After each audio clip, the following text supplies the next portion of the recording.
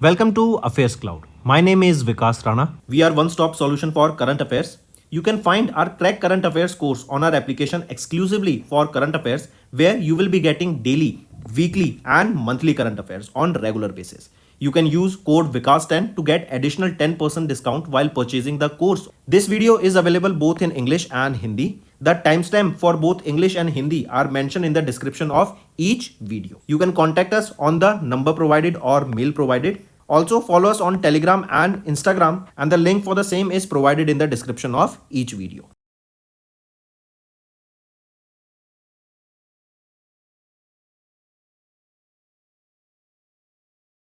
Also students, we have started a new initiative that is of handwritten notes. It is helpful to understand the news daily, time saving and very useful for your revision. We aims to cover 15 questions via handwritten notes in upcoming bank exams.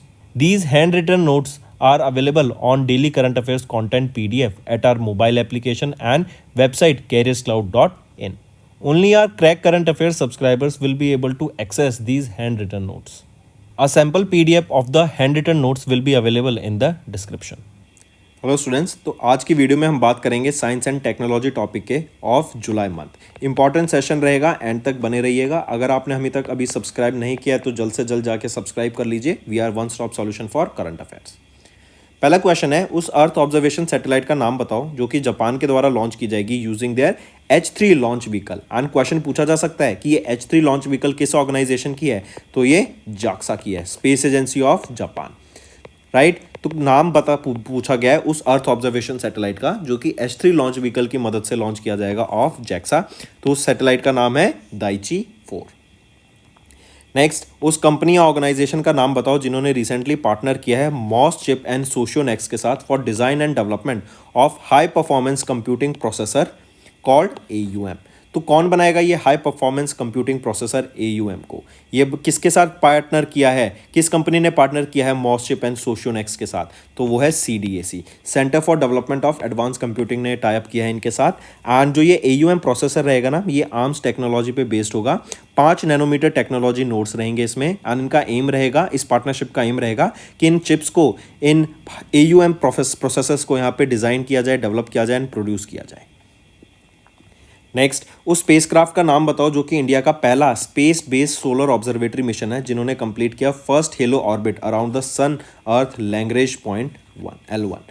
तो L1 point पे launch किया गया वो कौन सा space satellite था India का? वो है आदित्य L1 यहाँ पे क्या है? Lagrange 1 point. किसके द्वारा लॉन्च किया गया था? इसरो के द्वारा लॉन्च किया गया था। एंड इस आदित्य L1 मिशन का एम क्या है कि सन की जो सरफेस है उसको स्टडी करना, बेसिकली सन को स्टडी करने का काम करता है। एंड अभी इन्होंने पहला हॉलो ऑर्बिट कंप्लीट किया है around this Lagrange 1 point. Next, उस ऑर्गेनाइजेशन का नाम बताओ that recently in partnership with Blue Origin announced India as a partner nation in their human space flight programme. तो वो है SERA, space exploration and research agency. इन्होंने अभी recently partner किया ब्लू ओरिजिन के साथ एंड इन्होंने अनाउंस किया है कि इंडिया इनका पार्टनर नेशन रहेगा for their human space flight programme. Blue Origin का एक रॉकेट है शेफर्ड, इसकी मदद से 6 एस्ट्रोनॉट्स को यहाँ सेलेक्ट किया जाएगा जिसमें से एक सीट इंडिया की रहेगी, एक नाइजीरिया, एक मालदीव्स की रहेगी। जिसमें से हम देखेंगे शेफर्ड इस रॉकेट की मदद से 11 मिनट का ये एक मिशन रहेगा जहाँ पर आउटर स्पेस में लोगों को, इन एस्ट्रोनॉट्स को ले जाया जाएगा। और इंडिया यहाँ पर अभी पार्टनर नेशन बन गया है इस मिशन का।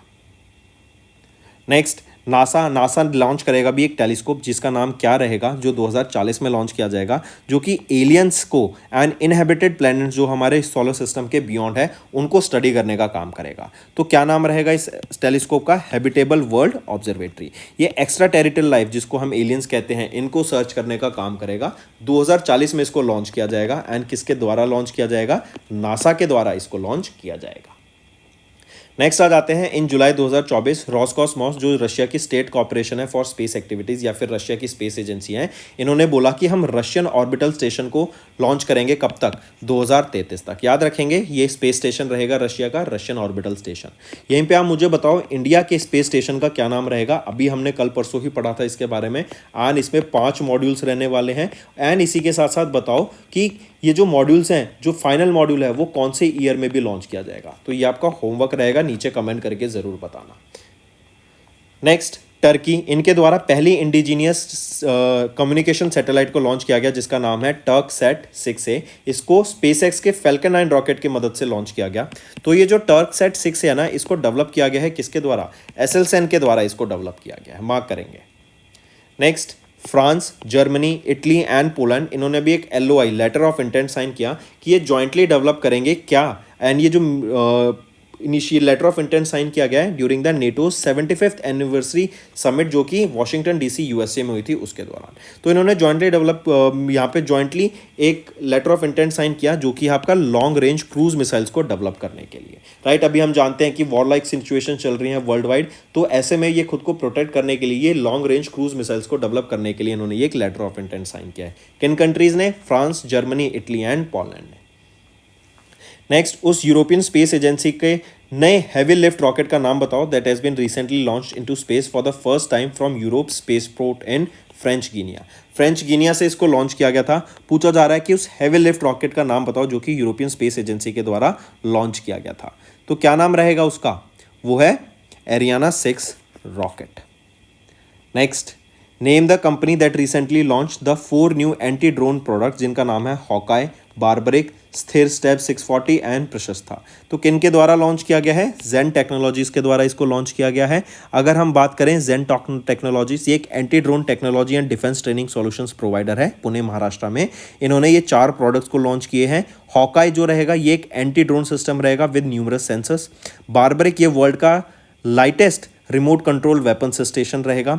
स्थिर की बात करें ये एक इन्फेंट्री कॉम्बैक्ट व्हीकल रहेगी। एंड प्रशस्ता की बात करें ये यूज करेंगे लाइडा टेक्नोलॉजी को। तो क्वेश्चन पूछा जा सकता है कि जेन टेक्नोलॉजीज के द्वारा जो 4 प्रोडक्ट लॉन्च किए गए हैं उसमें से लाइडा टेक्नोलॉजी कौन यूज करेगा? तो प्रशस्ता ये लाइडा टेक्नोलॉजी यूज करेगा for detection of various threats.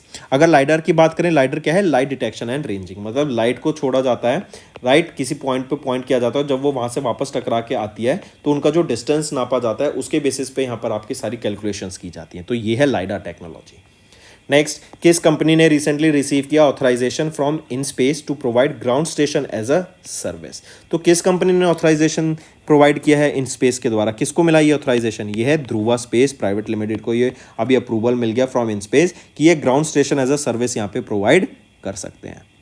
इससे क्या होगा? जो डाटा ट्रांसमिशन और अच्छा हो जाएगा, मिशन में फ्लेक्सिबिलिटी हमें देखने को मिलेगी, जो कम्युनिकेशन है रियल टाइम सैटेलाइट कम्युनिकेशन उसमें हमें ज़्यादा एनहेंसमेंट देखने को मिलेगी। Next, scientists from Dash have recently generated the first undersea map of Ram Setu or Adams Bridge using laser technology from NASA's ICESat-2।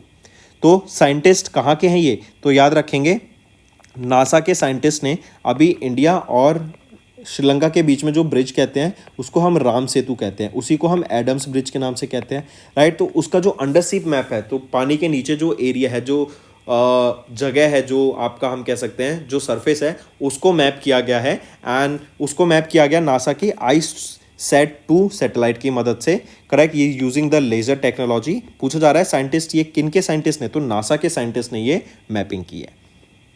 Next, किस स्पेस ऑर्गेनाइजेशन ने अभी 6 नए एक्सोप्लैनेट्स, ये उनके नाम रहेंगे, इनको अभी डिस्कवर किया? तो नासा के साइंटिस्ट के द्वारा ये 6 नए एक्सोप्लैनेट्स को भी डिस्कवर किया गया है। Next, name the high resolution optical Earth observation satellite that was recently launched by China into space using Long March 4B carrier rocket from Taiwan Satellite Launch Center। तो सैटेलाइट का नाम क्या रहेगा? गाओफैन 1105। ये चाइना की सैटेलाइट है, right, and China की ये अर्थ ऑब्जर्वेशन सैटेलाइट है जिसको लॉन्च किया गया है using long march 4B carrier rocket. Next, किस स्पेस एजेंसी ने रिसेंटली अनाउंस किया अपना plan to launch rapid Apophis mission for space safety जिसका नाम रहेगा रामसेस? 2028 में इसको लॉन्च किया जाएगा क्योंकि 13 अप्रैल 2029 में एक एस्ट्रॉयड अर्थ के पास से गुजरेगा जिसका नाम रहेगा अपोफिस। इसको स्टडी करने के लिए ये यूरोपियन स्पेस एजेंसी के द्वारा रामसेस मिशन को लॉन्च करने की बात की गई। नेक्स्ट, किस ऑर्गेनाइजेशन ने रिसेंटली कंडक्ट किया second successful experimental flight test for the demonstration of air breathing propulsion technology? तो किसके द्वारा टेस्ट किया गया? इसरो के द्वारा इसको टेस्ट किया गया। इससे क्या होगा? जो आपके इन्वायरमेंट में ऑक्सीजन है उसको एज अ ऑक्सीडाइजर की तरह यूज़ करके यहाँ पे फ्यूल को बर्न किया जाएगा एंड उससे क्या होगा कि जो पेलोड है हमारा, जो हम वेट लेके जाते हैं, क्योंकि फ्यूल का भी वेट होता है एंड रॉकेट को लिफ्ट ऑफ करने के लिए जितना ज़्यादा वेट होगा उतना ज़्यादा अमाउंट ऑफ एनर्जी की रिक्वायरमेंट होगी। तो अगर हम उस फ्यूल को ही कम कर देते हैं तो जो पेलोड कैपेसिटी होती है वो बढ़ जाएगी हमारी, और जो फ्यूल का वेट होगा वो कहीं ना कहीं हमें गिरता हुआ दिखेगा। तो काफ़ी यूजफुल टेक्नोलॉजी ये रहने वाली है। नेक्स्ट आ जाते हैं, किस ऑर्गेनाइजेशन ने रिसेंटली लॉन्च किया इकोजैन को, जो कि एशिया का पहला लो कार्बन ग्रीन जिंक है।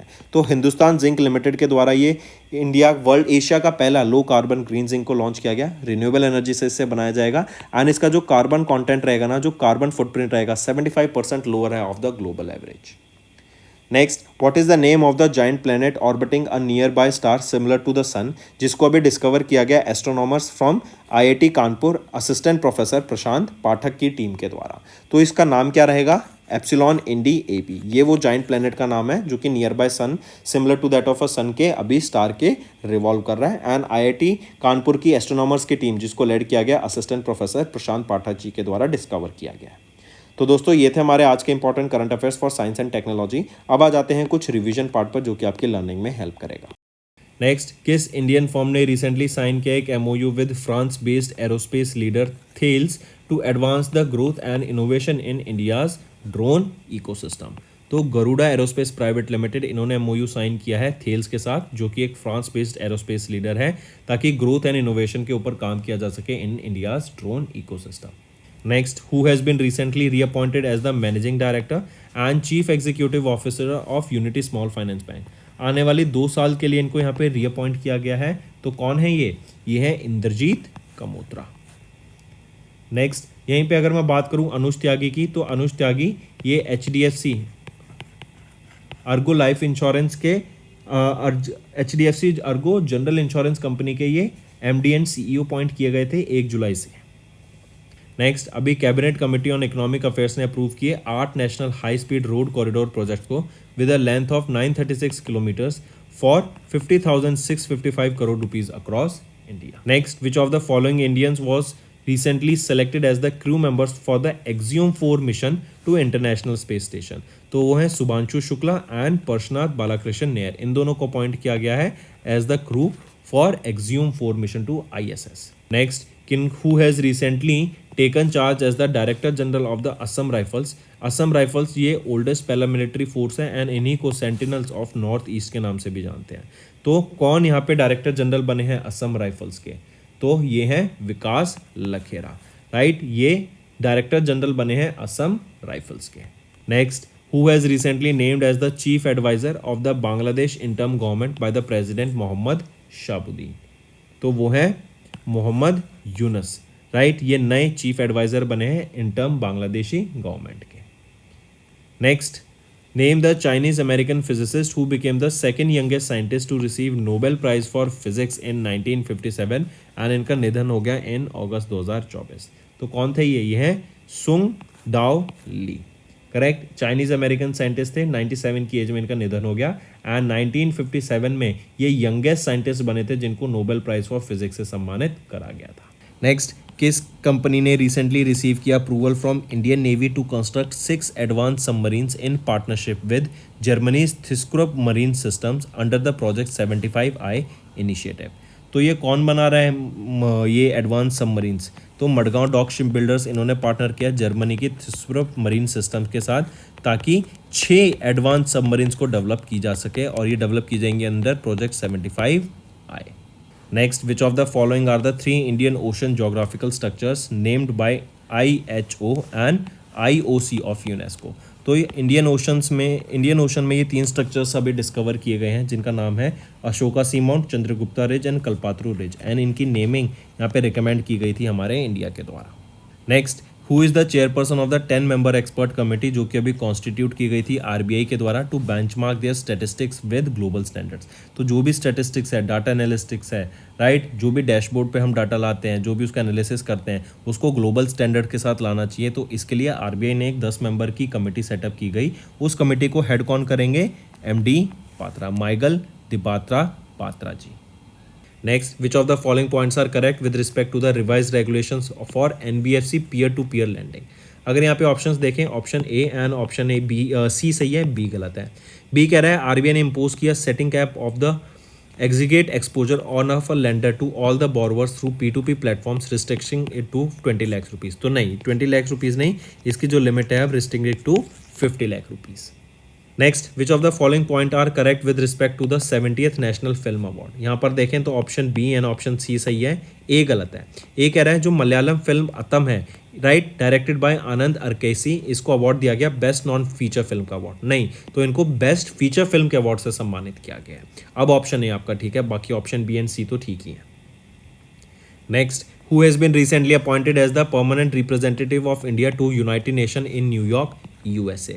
तो वो है पी हरीश, राइट। ये इंडिया के permanent representative of India appoint किए गए हैं टू यूनाइटेड नेशन। ये किनको सक्सीड करेंगे? रुचिरा कंबोज को ये सक्सीड करेंगे। एंड रुचिरा कंबोज पहली फीमेल बनी थी जो कि इंडिया की परमानेंट रिप्रेजेंटेटिव थी टू द यूनाइटेड नेशन।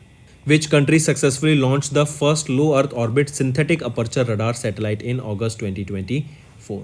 तो वो है UAE, united Arab emirates. Next आ जाते हैं, किस ऑर्गेनाइजेशन ने रिसेंटली लॉन्च किया न्यू यूपीआई सर्कल फीचर को on their UPI platform to enable primary UPI account holders to delegate payment responsibilities to trusted secondary users securely. तो किस organisation ने लॉन्च किया है नया यूपीआई सर्कल फीचर? तो ये national payment corporation of India के द्वारा लॉन्च किया गया है। ठीक है। नेक्स्ट हम बात करेंगे यूपीएस की, यूनिफाइड पेंशन स्कीम की। इसको अप्रूव किया गया था यूनियन कैबिनेट सेंट्रल गवर्नमेंट के द्वारा सेंट्रल गवर्नमेंट एम्प्लॉयज़ के लिए। अगर यहाँ पे हम ऑप्शन देखें, option B and option C सही है, ए गलत है। ए कह रहा है कि यूनिफाइड पेंशन स्कीम के अंडर जो सेंट्रल गवर्नमेंट एम्प्लॉयज़ हैं वो 10% कॉन्ट्रीब्यूट करेंगे एंड सेंट्रल गवर्नमेंट 14% कॉन्ट्रीब्यूट करेगी। तो नहीं, जो सेंट्रल गवर्नमेंट है वो 18.5% यहाँ पे कॉन्ट्रीब्यूट करेगी। एंड बाकी option A and B and C अब सही हैं। अब तीनों ऑप्शन यहाँ पे ठीक हो गए हैं आपके। Which of the following is not one of the 5 districts that were newly created in the Union Territory of Ladakh? पहले लद्दाख में 2 टेरिटरी होती थी, डिस्ट्रिक्ट्स होती थी। अब 5 नई डिस्ट्रिक्ट्स ऐड कर दिए तो टोटल नंबर हो गया है 7। इनमें से अगर देखें हेमिस वो डिस्ट्रिक्ट नहीं है, बाकी सारी डिस्ट्रिक्ट्स ऐड की गई हैं। Next, India has recently became the 18th security of supplies arrangement partner of United states of America, right. ये सौसा, ये अग्रीमेंट बेसिकली क्या है कि अगर मान लो इंडिया पे या यूएसए पे वॉर हो जाती है, उस टाइम पे ये दोनों कंट्रीज एक दूसरे की हेल्प करेंगी ताकि जो भी नेसेसरी रिक्वायरमेंट्स है ना, जो भी रिसोर्सेज की ज़रूरत है वो इमीडिएटली डिप्लॉय की जा सके एक दूसरी कंट्री में। एंड इंडिया यूएसए का ये 18वां ऐसा पार्टनर बन गया है, 18th सच पार्टनर। नेक्स्ट, किस ऑर्गेनाइजेशन ने यहाँ पे recently recognise as the first self regulating organisation in the fintech sector by RBI? तो वो कौन है? वो है फेस। फेस क्या है? Fintech association for consumer empowerment. ये पहला एसआरओ बना है, first SRO in the fintech sector या फिनटेक सेक्टर। इनका काम क्या रहेगा बेसिकली एज एन एसआरओ कि ये जो भी रेगुलेटिंग अथॉरिटीज़ होती हैं या फिर जो भी रेगुलेशंस होती हैं, राइट, उनको यहाँ पे ये मेंटेन करेंगी, उनको यहाँ पे ये सामने लाएंगी। एंड जो भी एथिकल कंडक्ट्स होते हैं, मार्केट इंटीग्रिटी होती है, डिस्प्यूट्स होते हैं, ट्रांसपेरेंसी मेंटेन करने का ये काम करेंगी। Next, which of the following points are correct with respect to अनुभव awards presented by Department of Pension and Pensioners Welfare? तो ऑप्शन ए एंड सी बिल्कुल ठीक है। यहाँ पे अगर बी ऑप्शन देखें, जो विनर्स हैं अनुभव अवार्ड्स के, ये मेडल रिसीव करते हैं, सर्टिफिकेट रिसीव करते हैं एंड इंसेंटिव ऑफ 50,000 रुपीज़। तो नहीं, ये receive an incentive of 10,000 rupees. Next, who has been recently appointed as the new director general of national security guard? तो कौन है? बी श्रीनिवासन। ये नए अपॉइंट किए गए हैं as the new director general of national security guard. Mark करके चलेंगे इनको। ये किनको सक्सीड करेंगे? ये सक्सीड करेंगे अनीश दयाल सिंह को। Next, which of the following form is not involve in the combination approved by the competition commission of India with respect to the merger of Reliance industries limited media asset with Walt Disney? इनमें से ऊपर वाली 4 यहाँ पे associated रहेंगी merger में, जी media corporation associated नहीं रहेगी। नेक्स्ट, मिनिस्ट्री ऑफ डिफेंस ने प्लेस किया an order worth 837 crore rupees for the import of an additional 73,000 SIG 716 semi automatic assault rifles for the Indian army from SIG Sauer incorporation of USA। Correct, mark करके चलेंगे। Even आप मेरे को बताओ, अभी recently एक और असॉल्ट राइफल इंडिया ने इंडिया में ही मैन्युफैक्चर करने की बात करी थी, वो एक जॉइंट वेंचर था किस कंट्री के साथ? उस कंट्री का नाम बताओ और उस असॉल्ट राइफल का भी मेरे को नाम बताओ। Next, name the second indigenous nuclear powered ballistic missile submarine जो कि कमीशन की गई into Indian navy on 29 of August at Visakhapatnam Andhra Pradesh. तो ये इसका नाम रहेगा अरिहंत। ये second indigenous nuclear power ballistic missile submarine रहेगी। जो पहली है वो है INS अरिहंत, पहली रहेगी INS Arihant. Next, who has recently won the bronze medal in the women's 10,000 race walk event at the world under 20 athletes championship जो कि पेरू में हुआ। तो ये रहेंगी आरती, राइट। इन्होंने यहाँ पे ब्रॉन्ज मेडल जीता है in the women's 10,000 metre race walk event. Next, in August, India's indigenously developed RT-PCR kit received approval from Central Protection Drug Standard Control Organization to fight against Mpox, जो कि है monkey pox. Even world health organisation के द्वारा Mpox को यहाँ पे एक disease declare कर दिया गया है, इमरजेंसी इसकी डिक्लेयर कर दी गई है। तो दोस्तों ये तो थे हमारे इंपॉर्टेंट करंट अफेयर्स वीकली। अब आ जाते हैं कुछ रिवीजन पार्ट पर जो कि आपके लर्निंग में काफ़ी हेल्प करेंगे। नेक्स्ट, किस ऑर्गेनाइजेशन ने सक्सेसफुली डेमोन्स्ट्रेट की एक technology to study ocean and soil parameters by using the satellite based sensor of global navigation satellite reflectometer. तो ये इसरो के द्वारा लॉन्च की गई सैटेलाइट है, राइट। एंड ये स्टडी करेगी सॉइल का data, soil moisture, right, surface indentation, ocean surface को, विंड एंड वेव मेजरमेंट्स को ये मेजर करेगी। एंड इसको इसरो के द्वारा लॉन्च किया गया है। Next, when was the national small industry day observed across India. तो नेशनल स्मॉल इंडस्ट्री डे 30 अगस्त को ऑब्जर्व करते हैं। इसी के अलावा याद रखेंगे UN का MSME डे भी ये ऑब्जर्व किया जाता है 27 जून को। एंड हम जानते हैं इंडिया MSMEs को ग्रो करने के लिए बहुत काम कर रही है, क्योंकि इंडिया का बहुत इंपॉर्टेंट इकोनॉमिक डेवलपमेंट हमें यहाँ पे देखने को मिलता है। Next, who has been recently appointed as the chairman of the Indian oil corporation limited as an additional charge. तो सतीश कुमार वदुगिरी, राइट, इनको यहाँ पे अपॉइंट किया गया है chairperson of Indian oil corporation limited. And इनको यहाँ पे एडिशनल चार्ज दिया गया है of Indian oil corporation limited का। ये किनको सक्सीड करेंगे? ये सक्सीड करेंगे रजनीश नारंग को, सतीश कुमार वदुगिरी।